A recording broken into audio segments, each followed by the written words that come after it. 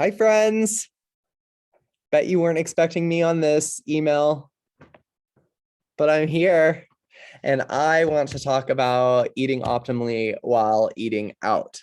So a lot of us have, especially in this group, are super stressed and have really busy jobs and really busy lives. So going through the drive-through or going to restaurants is our only option. And that is okay. I want to let you know that there is still tools and ways that we can lean into this process, even if that's our only option. I have plenty of tips and tricks for food prep as well, but that is probably a conversation for a later video. If anyone is interested on making food prep feel easier for them and making it feel less extreme. But for today, we're going to focus on how do we find the options when we're eating out? How do we look at a menu? What are the tools and some tricks that I can use with mindset around my food while I'm eating there? So step number one is just that. Get your mind right before you eat out. You first need to decide, like, how hungry am I? I think we fall into a trap sometimes of hunger versus craving, right? So craving is you're craving and you are in search of a specific item or specific items. Whereas hunger and true hunger is, I would eat absolutely anything. And I just want to lay it on the table that it is okay to go hungry for a couple of hours if you know that there are more optimal options somewhere else and you can't get them in the moment that you're in. We can fall also into the trap of thinking that we're in this hunger zone when actually we're in a craving. So what do is you ask yourself the question, would I eat anything? So example, right? Like, I'm feeling hungry. Ask yourself, would I eat boiled eggs right now? Would I eat a big ass salad? If that answer is no, you're probably having more of a craving and you're having less of like an extreme hunger emergency, right? The important thing to remember is that if we decide that we are going to wait a couple of hours, it is not because we are trying to consume less. That's not the point. The point is that we are pushing off that time frame to make ourselves feel more comfortable with the options that we have in a different location than we are in right now, and that we're not intentionally starving ourselves, right? It has a purpose. We're pushing off the hunger cue till later, to when we feel more comfortable about the options presented to us. Okay, so that's number one. Number two is deciding, like, okay, I'm hungry, I need food, I'm going out. You need to decide if you're going to lean in to your healthy habits or if you're going to take a break from them. Okay. Most of the time, we should be able to lean into our healthy habits. Just stick to your baselines. We all have our baselines and we should have our baselines down by now. It's, am I drinking 80 ounces of water a day? Am I eating protein with every meal? Am I eating a big ass salad every day? Am I getting plenty of sleep? And am I moving every day? If you're leaning into those things, you're still leaning into the process. And it's not necessarily about being perfect at that meal, right? So it'd be like taking a little break from our habits. We're not completely pausing, right? Because we're still doing these other things. So you can cut yourself some slack there. Now, if you are a person that relies on drive-throughs or relies on restaurants for every single meal, that may not be the best route to go. You may need to decide that you have to lean in more optimally and build your plate. So what I mean by build your plate is kind of what Danny was talking about with phase 4, right? On our non-workout days, we're focusing on protein, a large serving of vegetables, and a little bit of healthy fat. On our workout days, we're focusing on protein, veg, a little bit of carbohydrates, and then a little bit of fat too. So we're thinking about that plate and how we can build that when we go out. And this is kind of like another mindset shift that I want to give you. This is the way that I think about it. It might not be helpful for you, but maybe it will be. When I go out, I don't think about me paying money for the item. I'm thinking about me paying money for the service of. So if you're someone who does not have the time to cook your own food or prep your own food, know that there are options out there and people and services out there that want to do that for you, including restaurants, including fast food. They are all service industry there to create and cook food for you. Doesn't mean that's the only option, right? We have food prep services that can do that for you. Also whole grocery stores that are completely, well, 30% at least devoted to pre-prep food, like Uptown and Whole Foods. The first front half of their grocery store is all pre-prep food. So if you can go in there and pick out your items for the week, then at least it's not like a full prep, but you have some options, you know, that you can lean back on and take with you to work or take with you on your busy day. So building the plate, back to building the plate. We are at a restaurant and we're looking at the menu. The first thing that I'm going to look for is a lean protein option, right? If we need to get in our baseline habits, the first thing that we should be looking for is protein, because we should be getting protein at every meal. So lean protein is usually something that is grilled. That is not a hard and fast rule, but it's definitely not, well, it's not always the fried option, okay? The thing that comes to mind is grilled chicken. It's a fairly lean protein, and it's on pretty much every fast food drive-through menu that I can think of. So we look for the lean protein option, and then we were trying to build around that. So I want to share my screen and show you. Let me see. Okay. So even though restaurants, drive-throughs offer combo meals, it does not necessarily mean that we are stuck to the choice of ordering the combo meal, because then they are choosing how they are building our plate. We want to build our plate.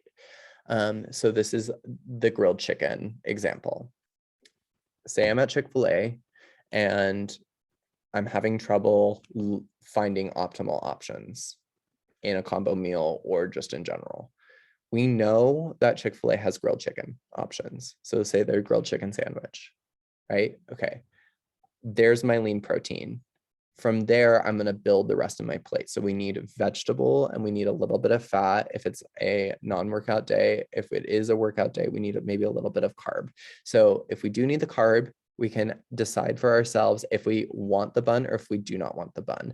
The chicken sandwich also comes with just a little bit of veg. So Chick-fil-A luckily has side salad options, right? They have that on their menu. So I could order a la carte a salad. I could order a la carte a chicken sandwich. I could deconstruct the chicken from the sandwich and put it on top of the salad. There's my protein and veg. All of this extra veg goes with the salad. And then whatever side items are available at the restaurant or Chick-fil-A, I know that I think they have the option of like an apple or something that can go into your meal as long as it fits your hand portions or fits what you need for that meal for the day. And then you have a very well-balanced plate. You've built your own plate. And this is a strategy that I think works best for eating out, is don't feel rooted to how they're presenting it to you on the menu. Feel free, because you are ordering a service, you're not ordering the food directly, to ask for what you need. Order a la carte, deconstruct, and build your own plate, especially if you are someone who relies on eating out for every single meal. Stopping my share. Okay, so that kind of leads me into a couple other tips. If we're building a la carte, then if we found our protein option, but there's not like a good salad option. That's fine. Look for other places on the menu than just the entree, because the entrees are going to come big, usually bigger portions than we need. They're going to be calorie dense, and they're going to be more palatable. So we want to look to other places on the menu that we can get smaller portions, or we can build more cheaply. So for that, it's either the appetizers or starters portion of the menu. You can build like a pretty optimal meal just from the appetizers. And that is a good tip as well. Like maybe it's not, maybe there is a protein option up on the appetizers and it's smaller than the entree. So that can be like a really decent meal for you. Or look towards the back of the menu and look for the side items. There is most definitely always a steamed or grilled veggie option on the side items menu portion, and you can start building your plate that way. So it's like, maybe I have a protein for an appetizer, like chicken skewers or something, and then they serve grilled or steamed vegetables for a side. So I could order the appetizer as my main protein at entree, and then have the side of veg come. Also, don't be afraid to ask for more or extra of anything. You can make substitutions as well. I know that it became very popular, like when I was a kid, to like sub out a carb for a veg. At least in my family, it did. It was like my mom would always sub out brown rice for steamed vegetables. So that is like where that mindset shift of, you're not ordering, it's not Patrick going to order the plate of spaghetti, right? It's Patrick paying someone else to cook the plate of spaghetti for me, because one, they could probably do it a whole lot better than I can cook it myself. And I just don't have the time to do it. But it doesn't have to be the plate of spaghetti, right? It can be, you can build that off of the menu on what they have and what's available in the moment. Okay, so side dishes, appetizers can be really, really helpful hints, making swaps and substitutions, asking for more of something. So adding an additional protein, adding additional chicken breast, adding more chicken to your pasta is a way that you could lean in a little bit harder. On the note of asking for more, look for places that are build your own meal style places. And the ones I can think of right at the top of my head are like Chipotle and Qdoba, but there are many more. Like Flower Child is kind of that way, and Salata is that way. There was this really good Mediterranean place back east that I used to go that is just like Chipotle, where you can build and put all your own veg on it. And that's just it, is like you're looking for more control of how to build your plate out.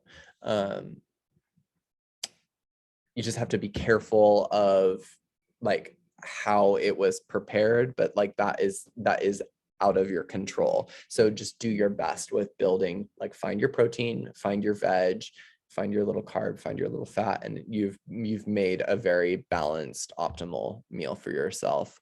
At Chipotle, you can ask for an extra half scoop of chicken, an extra half scoop of beans, and there you go. If you had to skip a meal, because there wasn't an option available at the time, you have now caught yourself up with a whole extra serving of protein, because you had a half of the beans and half of the chicken, and you're good to go. So yeah, ask for extras, build your plate out that way by finding places that allow you to build your own meal. It can just make it feel a little bit easier. And that kind of takes me to building a repertoire of places you like to eat out and you feel comfortable ordering optimally. This can be hard and it can take a long time. I just started doing it like with some students that I have as well, especially students who like don't have the time to cook for themselves. It can feel really stressful in the moment if you like only have 30 minutes for dinner and you need to swing through somewhere. Like, what am I choosing? What's closest? And it doesn't have to be that way. If you have a list of ongoing places that you know, like, oh, I can I can order the forbidden rice bowl from Flower Child ahead of time, and it has all the things that I need to eat for this meal. Then spend your 30 minutes going to pick it up and eat it while you work. That is way better than stressing out and going through McDonald's and feeling like you have completely, you fall into the all or nothing, like where you've completely fallen off the wagon, and then it turns like one meal turns into 30 meals, right? So build up your repertoire of places that you know that you can order optimally and you feel comfortable ordering meals or ordering a la carte, or like start building a rapport with places who know your order. This happens with Starbucks all the time, right? Like if you go to the same Starbucks every day, they start memorizing your order. So if you're just someone who's like, hey, like, I really like your food, but I like it this way, and you're super nice about it and you tip super well, then like they'll start to get to know you, and then they'll be happy to do it for you. Okay, so side dishes, building your repertoire for optimal meals, making sure that you're asking more of. Now say that we are on like a date night and we're just enjoying ourselves. And we are concerned that we are going to overeat. Some helpful hints that you can use to make sure that you stay within your 80% full are, when you order the meal, if it's a place that has really large portions, the place that comes to my mind is Cheesecake Factory. I love Cheesecake Factory, but their portion sizes are like, I could feed John and I for like 3 days off of one meal. If they're really large, what you can do is split one entree. And why that's good, just in general, is splitting in half means that we're naturally eating less.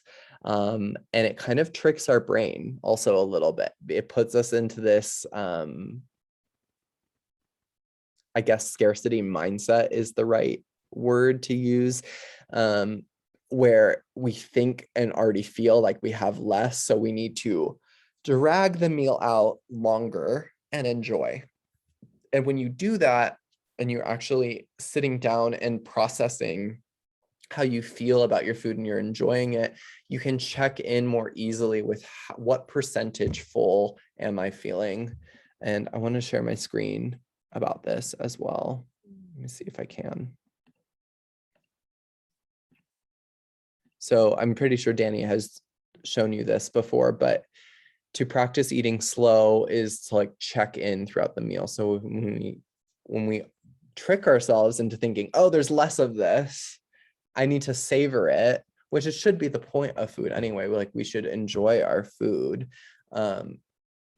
We are checking in through every point of the way to make sure that we're not exceeding this 80% full. So to break this down, the 0% is this hunger. I would eat absolutely anything. If there were nothing around, I would eat anything that was offered to me. It's not, however, the cravings which get mixed up with hunger. It's not, I'm feeling hungry and someone offers you like a boiled egg and you're like, no, like you would eat absolutely anything, right? Then 20% is like you're in the groove of your meal. It's taken the edge off a little bit, but if you stopped eating now, you'd be hungry in 30 minutes to an hour. 40% is you're in full enjoyment of your meal. This is kind of the point where you want to like slow down and check in, because it can go from 40 to 100 really, really fast if you're not careful. But just the simple act of splitting your meal may actually only get you to that 80%. But it's important to check in here anyway. I think this is funny. The quote says, I'm feeling better, but I'd be mad if I had to leave the table right now. I've definitely felt that way. I'd be mad if I had to leave the table right now. And then 60% is you're starting to feel the energy of your food. Like you were here at 0, you were super hungry. And by this 60%, you are starting to feel satisfied. You're starting to feel that energy that you're pulling from your food. And then 80% is a little bit tough between the 60 and 80. There's somewhere in here that it gets blurred, but 80 should be the point where you feel satisfied and you still feel like you could go on a walk, like a fast 15-minute walk if you needed to.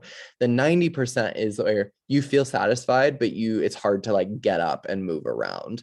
The 100% is my pants feel tight, my chest feels tight, my rib cage feels like it's gonna explode, right?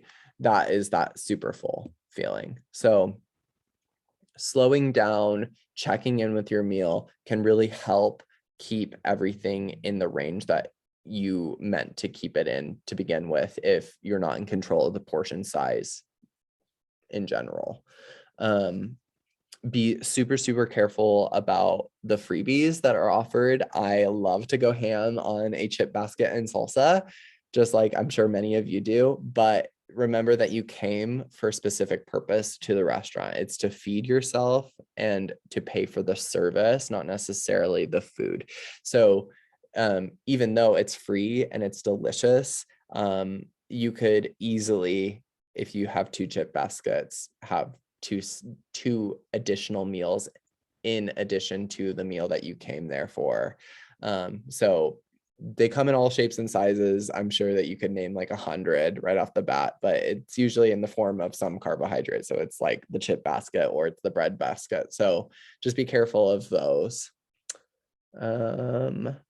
And that is really it. So just to kind of review, if you're not a food prepper, that's fine. You don't need to be. There are options and people out there to do it for you, including the restaurants and fast foods. You just have to be mindful and intentional about how you're eating. So are you going to stick to your habits, or are you going to take a mini break? And if you're going to take a mini break, are you still leaning into the process with your baseline habits?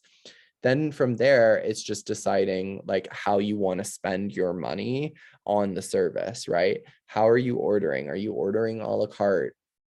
Are you looking at all of the side dishes available? Is there something more optimal that you could sub out for? Can you ask for something additional? Most places are happy to do that for you. And especially if you're super nice and you tip, they'll get to know you and you'll get a rapport with them. And then they'll know like, hey, Patrick comes into Cafe 7 every time and he subs the tomato vinaigrette on the Prevail taco salad for a side of ancho ranch dressing because he prefers that more, but he can control the portion that he puts on it. Good example, right? So ordering a la carte is helpful in building that overall plate and how you want it to look. Make sure that you scope out all available items on that menu. Split your meals if you can. It's a good way to like portion out. If you even, this is another one that I just thought of, if you order an entree, but you don't necessarily want to indulge in the whole thing, that's fine. Order a to-go box already with your meal ready to go, so that right when it comes to the table, you can just pre-portion it out and set it aside, and then it's out of sight, out of mind, right? We don't have to think about it, and we're not feeling guilt for like wasting food, and that can be something for later to use. Yeah. So if you have questions, let me know, but those are some just like helpful tools right off the bat that I can think of how to like stay in your optimal zone when you're not in the comfort of your home. Wow, I just rhymed. Stay in your optimal zone when you're not in the comfort of your home or you don't want to cook for yourself. Yeah. If you have questions, let me know. You can DM me on Facebook or Instagram or respond to this email. And we will love to answer any questions you have. I hope that you have a great day. Bye.